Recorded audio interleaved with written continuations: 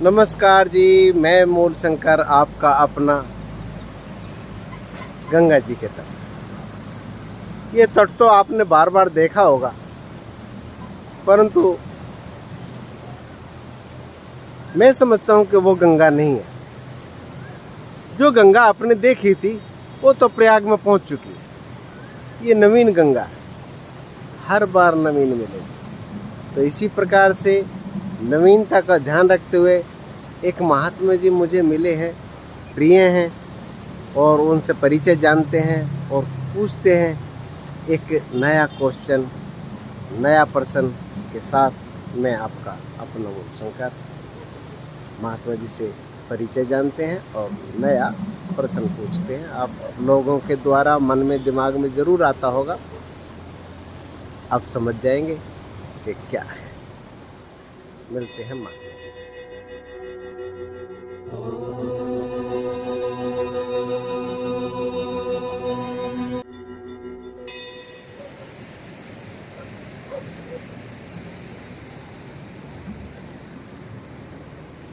महात्मा जी को मेरा नमो नारायण, हरिओम। महात्मा जी, गुरुदेव पहले तो अपना परिचय दीजिए, आपका शुभ नाम? चेतनगिरी। चेतनगिरी। और अपना स्थान का थोड़ा सा परिचय दीजिए, कहाँ पे शरीर रुका हुआ है? यहाँ शंकराचार्य आश्रम, बैरागी कैंप, कनखल। भगवान, मेरा काफ़ी टाइम से एक क्वेश्चन कुल बुला रहा था दिमाग में, क्योंकि मेरे साथ कुछ ऐसी घटनाएं हुई हैं, तो मैं जानना चाहता हूँ उन घटनाओं को लेकर। ये मूर्ति की जो प्राण प्रतिष्ठा की जाती है, स्थापना की जाती है, ये क्या पद्धति है? इसके ऊपर थोड़ा सा प्रकाश डालें तो सभी का भला होगा। और जानना चाहेंगे हम कि मूर्ति एक्चुअल में प्राण प्रतिष्ठा क्या है, क्या पद्धति है, और किस चीज़ का हमें ध्यान रखना चाहिए, और आगे किस प्रकार का उनका भोजन कराया जा सकता है, किस अवस्था में वो पूजा पद्धति को अपनाना चाहिए। नहीं, देखिए क्या है ना, जैसे कि प्राण का क्या है, प्राण ही प्राण को बढ़ाता है ना। तो हम जैसे मूर्ति प्रतिष्ठा करते हैं, हमारा उद्देश्य ये रहता है कि मूर्ति से हम पूजा करेंगे तो मूर्ति भी हमारे लिए कुछ न कुछ शुभ संदेश प्रसारित करेगी, कुछ न कुछ सोचेगी। तो जो भी मतलब आदमी को मिलता है वो कोई निर्जीव वस्तु तो दे नहीं सकती है। अगर मूर्ति में प्राण नहीं होगा तो हम उससे जो भी कहेंगे, जो भी उसके बारे में उससे जो भी कहेंगे, पूजा अर्चना करेंगे, वो कैसे सुनेगी हमारे।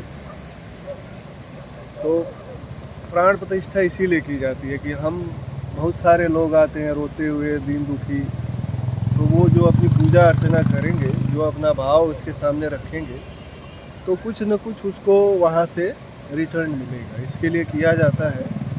तो प्राण प्रतिष्ठा करने का विधान है जो बहुत मजे हुए लोग होते हैं, जैसे मतलब बहुत साधना भक्ति वाले स्वभाव के, पांडित्य से भरपूर लोग होते हैं, उनको बुलाया जाता है और पूरा विधि विधान से जो है उसमें प्रतिष्ठा करते हैं, प्राण प्रतिष्ठा करते हैं। पहले आवाहन करेंगे, जिस भी देवी का होगा उस देवी को आवाहन करेंगे, आवाहन करके मूर्ति में प्राण प्रतिष्ठा करेंगे। फिर उसको विधिवत उसका पूजन होगा, आरती होगी, फिर उसको अपने इच्छित स्थान पे जहाँ पे भी उनकी स्थापना करनी है वहाँ पे उनको स्थापित कर दिया जाता है। जी भगवान, ये जो प्राण प्रतिष्ठा आपने कहा है, प्राण प्रतिष्ठा एक्चुअल में एक पत्थर की मूर्ति में प्राणों की जो प्रतिष्ठा है, इसको थोड़ा सा भेद खोल के बताएं कि क्या गति, उसके बाद एक उस मूर्ति के साथ क्या घटना घटती है, अंदरूनी कोई घटना पे कोई प्रकाश डाल पाएंगे? नहीं, वहाँ का आभा मंडल बदल जाता है। जैसे मान लीजिए जहाँ पे भी मूर्ति की प्राण प्रतिष्ठा करनी है, वो जगह भी एक विशेष आभा मंडल से परिपूर्ण होना चाहिए। मान लीजिए जैसे सिनेमा थिएटर में हम जाते हैं वहाँ का माहौल बिल्कुल सिनेमा वाला होता है। वहाँ पे तो आदमी मनोरंजन के उद्देश्य से जाता है, तो वहाँ जाते ही वो भाव बन जाता है। तो ऐसे ही जो मूर्ति प्राण प्रतिष्ठा की जाती है, जहाँ पे की जाती है, तो वहाँ पे वो भाव भी बनता है उससे, है कि यहाँ पे जो भी मतलब दुर्गा जी की मूर्ति बसा रहे हैं या शंकर भगवान की मूर्ति बसा रहे हैं, तो वो भाव वहाँ से सूक्ष्म रूप से उन भावों का आवाहन किया जाता है। सूक्ष्म सत्ता में हर तरह के भाव हैं। जैसे ये पूरा जगत जो है सूक्ष्म सत्ता से व्याप्त है, उसमें हर तरह का भाव है। शिव का भाव भी है, भक्ति का भाव भी है, दुर्गा जी का भाव भी है, हर तरह के भाव है। लेकिन उन भावों में से हम अपने इच्छित भाव को वहाँ पे, इच्छित प्राण को वहाँ पे आवाहन करते हैं और उसकी स्थापना करते हैं। तो जो भी वहाँ पे भगत जाते हैं, उनके मन में सूक्ष्म शरीर से ही कुछ न कुछ लाभ हो जाता है, उनको मिल जाता है। वहाँ जाते रहने से अपने आप चमत्कार घटित होने लगता है। ये बड़े सिद्ध साधकों के सानिध्य में कराना चाहिए जो भी है मूर्ति प्राण प्रतिष्ठा। मूर्ति स्थापना जैसे आपने कहा, प्राण प्रतिष्ठा, प्राणों का संचार उसमें हो जाता है, तो हमें भोजन के महात्मा, वो क्या नाम, महात्मा जी मैं ये जानना चाहूँगा कि फिर मूर्ति की जो भोजन है वो क्या होता है?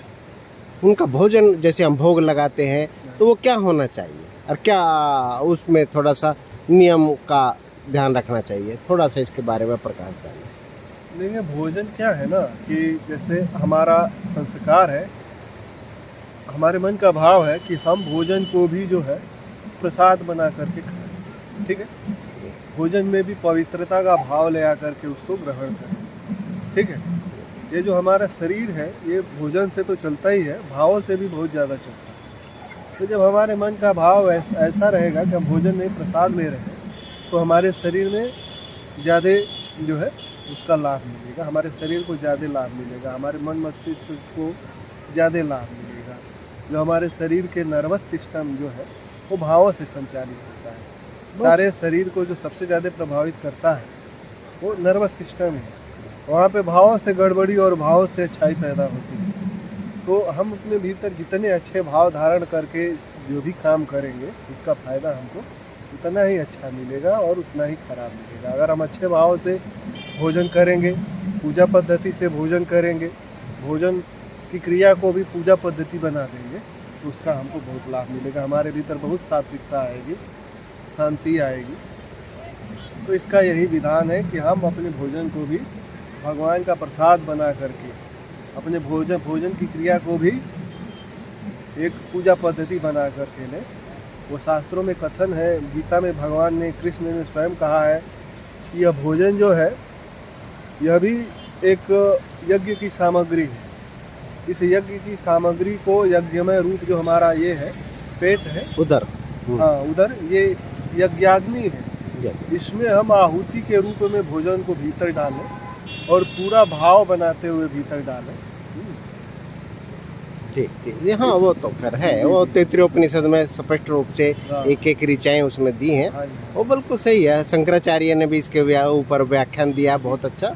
वो परंतु उनको महात्मा जी ये जो मूर्तियों को क्या भोजन कराना चाहिए, ये थोड़ा सा मैं। मूर्तियों को सात्विक भोजन वहाँ पे प्रसाद के रूप में, जब भी हमारा भोजन तैयार होता है तो सात्विक भोजन वहाँ पे कराना चाहिए और ले जा कर के उनका भोग लगाना चाहिए। जैसे शंकर भगवान है तो शंकर भगवान में तुलसी दल नहीं पड़ता है, बाकी सब जगह जो भी मूर्तियाँ होती हैं, जैसे भगवान राम जी की मूर्ति है, भगवान कृष्ण जी की मूर्ति है, या जो भी मूर्ति है, तो उसमें जो है तुलसी पत्र डाल करके भोग लगाते हैं। और भोग का भाव यही होता है कि पहले हम दूसरों को खिलाते हैं, पहले भगवान को खिलाते हैं।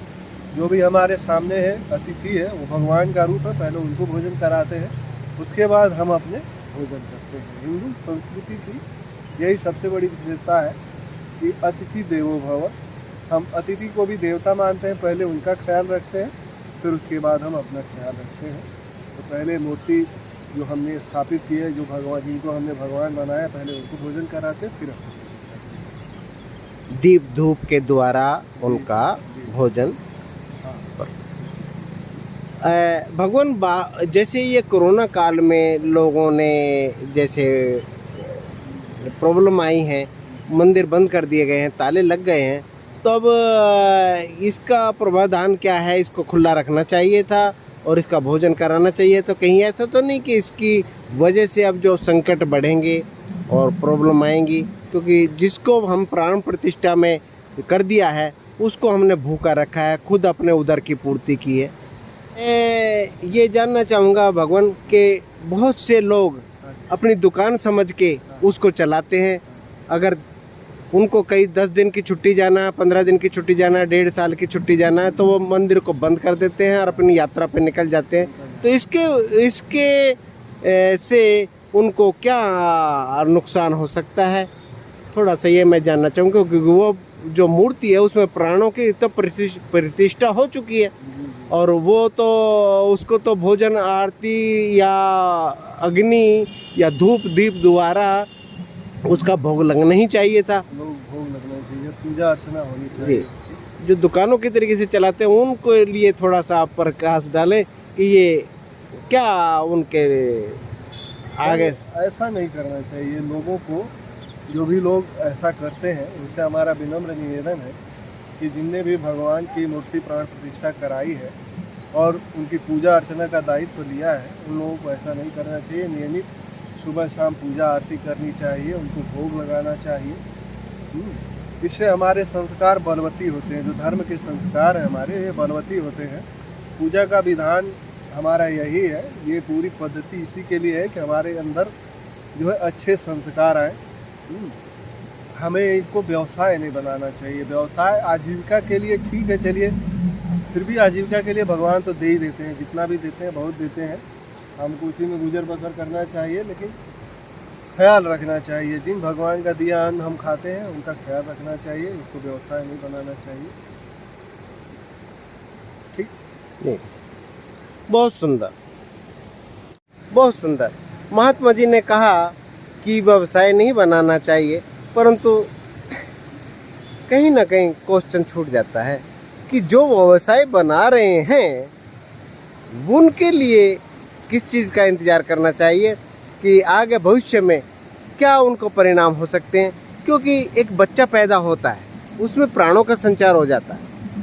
बच्चे ने माँ के गर्भ से जन्म लिया, अगर उसको हम गला घोंट देंगे तो कानून में उसकी व्यवस्था है कि उसको मृत्यु दंड दिया जाएगा, परंतु अगर वो अबॉर्शन करा देंगे तो उसको मृत्यु दंड नहीं दिया जाता, क्योंकि वो समझते हैं कि प्राण जो है शरीर में अगर संचार हो गया, उसमें भी ये है कि 3 महीने का गर्भ गिरा सकते हैं।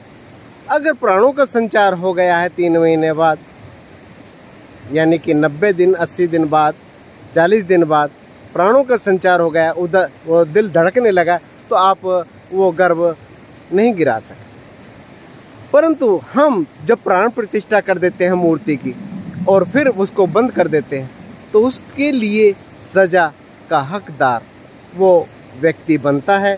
और उसकी जिस प्रकार से मैं अगर कमाता हूँ तो मैं अपना कमाऊँगा, सारी दौलत मेरे उत्तराधिकारी जो मेरे बच्चे हैं उनके हित में कमाऊँगा। उसको हम भोजन प्रोवाइड कराएंगे, उनको भोजन देंगे और उनका शरीर निर्माण होगा। मेरे कमाई से उनके शरीर का निर्माण होता। अगर मैं उसको गलत तरीके से कमाऊँगा तो उस शरीर को हानि जरूर पहुँचेगी। मेरा यही मानना है कि ये इस पद्धति को अपनाने वाला व्यक्ति को सतर्क हो जाना चाहिए कि जो आप कर रहे हो उसके भोक्ता आपका परिवार भी होगा। इस प्रकार से दुकान चलाने वालों को मैं विशेष तौर पर आगाह कर देना चाहता हूँ, चेतना देना चाहता हूँ कि इस प्रकार की दुकानें अपनी बंद करें। दुकानें और तरीके से भी चलाई जा सकती, धन और तरीके से भी कमाया जा सकता है, परंतु किसी मूर्ति की स्थापना करके और फिर उसको बंद कर दिया, ताला लगा दिया, फिर खोल दिया, फिर अपने 2-4 ग्राहक देखे, अटेंड किए और इकट्ठा किया धन, चलो फिर बंद कर दिया।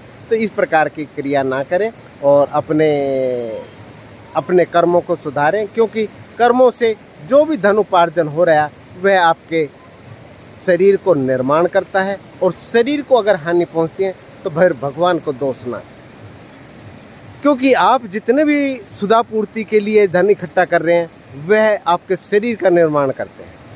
जो थाली में परोसा हुआ अन्न है वही उदर में जाके शरीर का निर्माण करता है और वही आपकी संतान का भी निर्माण करता है। तो मेरा यही मानना है कि इस बात को विशेष कान बांध लें, पे अपना लें कि आने वाले समय में अगर आप इस प्रकार की क्रिया करते हैं तो छोड़ दें, अन्यथा फिर भगवान को दोषी ना। आज के लिए इतना ही। मैं मूलशंकर समय समय पर महात्माओं से पूछता रहूँगा क्योंकि ये सब्जेक्ट बहुत लंबा है। बार बार पूछूंगा और आप लोगों को बताऊंगा कि प्राण प्रतिष्ठा होने के बाद किस प्रकार से ध्यान रख लेना चाहिए। ये दुकानें नहीं है भाई, अब दुकानें समझ ली हैं। इस दुकान को थोड़ा सा बंद करें, अपनी कमाई के और साधन निकालें। और मेरा यही मानना है कि सादगी में ही जीवन है। अपने सादा भगवान का पूजन करें, अच्छा यही होगा। नमस्कार, मैं मूलशंकर आपका।